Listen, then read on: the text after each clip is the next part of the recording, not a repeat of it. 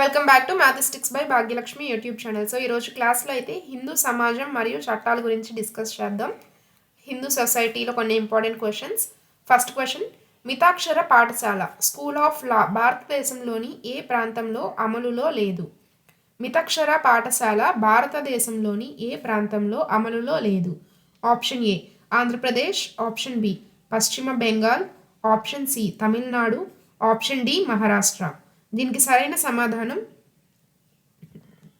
Option B Paschima Bengal. Option B correct answer. So Paschima Bengal అదేవిధంగా అస్సాం రాష్ట్రాల్లో దాయాబాగా పద్ధతి అమల్లో ఉంది. మిగిలిన భారతదేశం మొత్తం కూడా మితాక్షర పద్ధతిని ఫాలో అవుతుంది. తర్వాతి ప్రశ్న, హిందూ ఉమ్మడి కుటుంబంలో సహవారసత్వం అంటే కోపర్సనరీ సాధారణంగా ఎన్ని తరాల వరకు పరిమితమై ఉంటుంది? హిందూ ఉమ్మడి కుటుంబంలో సహవారసత్వం సాధారణంగా ఎన్ని తరాల వరకు పరిమితమై ఉంటుంది? ఆప్షన్ ఏ 2 తరాలు, ఆప్షన్ బి 3 తరాలు, ఆప్షన్ సి 4 తరాలు, ఆప్షన్ డి పరిమితి లేదు. దీనికి సరైన సమాధానం ఆప్షన్ సి 4 తరాలు. ఒక వ్యక్తి, అతని కొడుకు, మనవడు, మునిమనవడు ఇలా వరుసగా 4 తరాలు, సో లైన్గా అయితే 4 తరాలు వారు సహవారసులుగా ఉంటారు. తర్వాత ప్రశ్న, హిందూ దత్తత చట్టం ప్రకారం దత్తత తీసుకునే పురుషుడు అవివాహితుడు అంటే బ్యాచులర్ అయితే అతను ఎవరిని దత్తత తీసుకోవచ్చు? హిందూ దత్తత చట్టం ప్రకారం దత్తత తీసుకునే పురుషుడు అవివాహితుడు అయి ఉంటే అతను ఎవరిని దత్తత తీసుకోవచ్చు? ఆప్షన్ ఏ కేవలం మగబిడ్డను మాత్రమే, ఆప్షన్ బి కేవలం ఆడబిడ్డను మాత్రమే, ఆప్షన్ సి ఎవరినైనా, వయసు నిబంధనలకు లోబడి, అలానే ఆప్షన్ డి ఎవరిని తీసుకోకూడదు. దీనికి సరైన సమాధానం ఆప్షన్ సి ఎవరినైనా సరే తీసుకోవచ్చు, కానీ వయసు నిబంధనలకు లోబడి దత్తత అయితే తీసుకోవాలి. అవివాహితుడైన హిందూ పురుషుడు దత్తత తీసుకోవచ్చు, అయితే ఆడపిల్లను తీసుకుంటే ఆమెకు మరియు ఇతనికి మధ్య 21 సంవత్సరాల వయసు తేడా ఉండాలి. సో ఆపోజిట్ జెండర్ వాళ్ళని అడాప్ట్ చేసుకున్నప్పుడు కంపల్సరీగా 21 ఇయర్స్ ఏజ్ గ్యాప్ అయితే ఫాలో అవ్వాలి. తర్వాత ప్రశ్న, వారసత్వ చట్టంలోని ఏ సెక్షన్ ప్రకారం హంతకుడు ఆస్తిని పొందేందుకు అనర్హుడు? వారసత్వ చట్టంలోని ఏ సెక్షన్ ప్రకారం హంతకుడు మర్డర్ చేసిన వారు ఆస్తిని పొందేందుకు అనర్హుడు? Option A section 20, option B section 25, option C section 30, option D section 14. దీనికి సరైన సమాధానం ఆప్షన్ బి సెక్షన్ 25. ఎవరైనా ఒక వ్యక్తిని హత్య చేస్తే ఆ చనిపోయిన వ్యక్తి ఆస్తికి హంతకుడు ఎప్పటికీ కూడా వారసుడు కాలేడు. తర్వాత ప్రశ్న,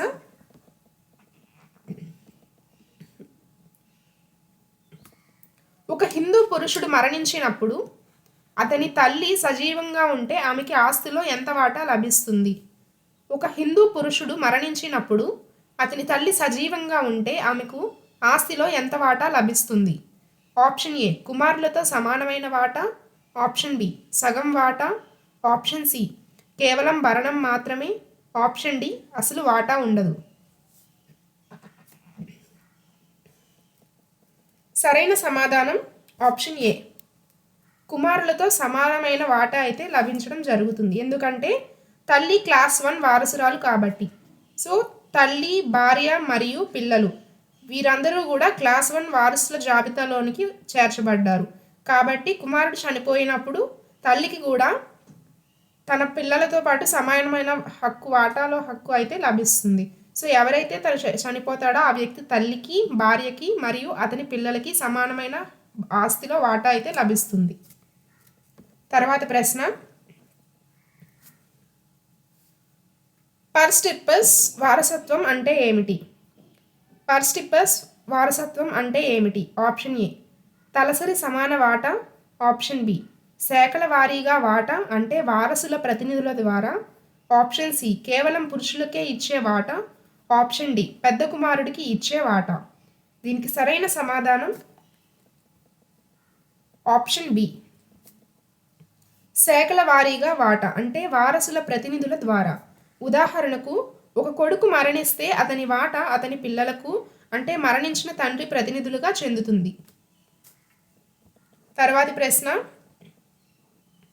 హిందూ వారసత్వ చట్టం 1956 ప్రకారం కింది వారిలో క్లాస్ 2 వారసుల కిందకు ఎవరు వస్తారు?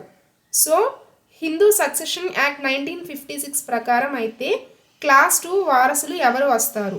ఆప్షన్ ఏ కుమార్తె యొక్క కుమారుడు అంటే మనవడు, ఆప్షన్ బి కుమారుడి యొక్క కుమార్తె అంటే మనవరాలు, ఆప్షన్ సి సోదరుడు, ఆప్షన్ డి పైవారందరూ.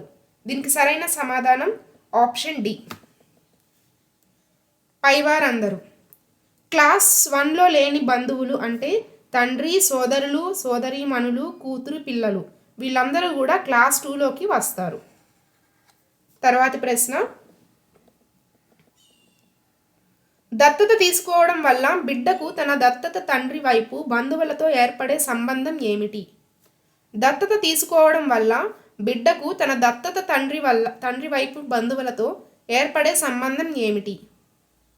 ఆప్షన్ ఏ కేవలం ఆస్తి సంబంధం, ఆప్షన్ బి రక్త సంబంధం లాంటి చట్టబద్ధమైన సంబంధం, ఆప్షన్ సి కేవలం పేరుకు మాత్రమే సంబంధం, ఆప్షన్ డి ఎలాంటి సంబంధం ఉండదు. దీనికి సరైన సమాధానం ఆప్షన్ బి. దత్తత తీసుకున్న తర్వాత ఆ బిడ్డ ఆ కుటుంబంలో పుట్టిన బిడ్డతో సమానంగా బంధుత్వాన్ని కలిగి ఉంటాడు. తర్వాతి ప్రశ్న, ఒక హిందూ స్త్రీకి తన స్వార్జిత ఆస్తి అంటే సెల్ఫ్ ఎక్వైర్డ్ ప్రాపర్టీ తనకు తానుగా సంపాదించిన ఆస్తి విషయంలో ఉన్న అధికారం ఏమిటి?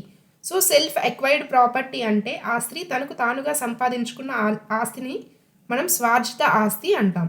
ఒక హిందూ స్త్రీకి తన స్వార్జిత ఆస్తి విషయంలో ఉన్న అధికారం ఏమిటి?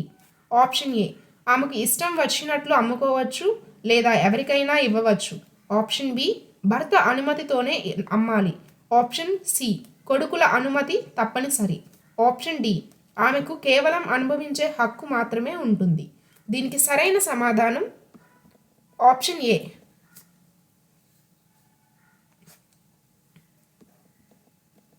సో సెక్షన్ 14 ప్రకారం హిందూ స్త్రీ తన ఆస్తిపై పూర్తి యజమాని అంటే అబ్సల్యూట్ ఓనర్. సో ఆమెకి ఇష్టం వచ్చినట్లు అమ్ముకోవచ్చు లేదా ఎవరికైనా సరే ఇచ్చే హక్కు అయితే ఉంటుంది. తరువాతి ప్రశ్న, హిందూ ఉమ్మడి కుటుంబం ఆస్తిలో విభజన అంటే పార్టిషన్ జరిగినప్పుడు ఎవరికి వాటా లభిస్తుంది? హిందూ ఉమ్మడి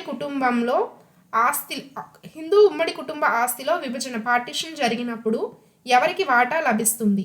ఆప్షన్ ఏ కేవలం తండ్రికి, ఆప్షన్ బి సహవారసులందరికీ కోపర్సినర్స్, ఆప్షన్ సి కేవలం కర్తకు, ఆప్షన్ డి కేవలం మేజర్ అయిన పిల్లలకు. దీనికి సరైన సమాధానం ఆప్షన్ బి సహవారసులందరికీ. సో సహవారసులైన కుమారులు మరియు కుమార్తెలు అందరికీ కూడా విభజనలో సమాన వాటా లభించడం జరుగుతుంది. సో ఇవి అండి ఈరోజు క్వశ్చన్స్. వీడియో నచ్చినట్లయితే లైక్ చేయండి. ఇంకా ఎవరైనా సబ్స్క్రైబ్ చేసుకోని వాళ్ళు ఉన్నట్లయితే మ్యాథమెటిక్స్ బై భాగ్యలక్ష్మి యూట్యూబ్ ఛానల్ని సబ్స్క్రైబ్ చేసుకోండి. అదేవిధంగా రేపు ఇంకొన్ని ఇంపార్టెంట్ క్వశ్చన్స్ అయితే మనం ప్రాక్టీస్ చేద్దాం. Thank you.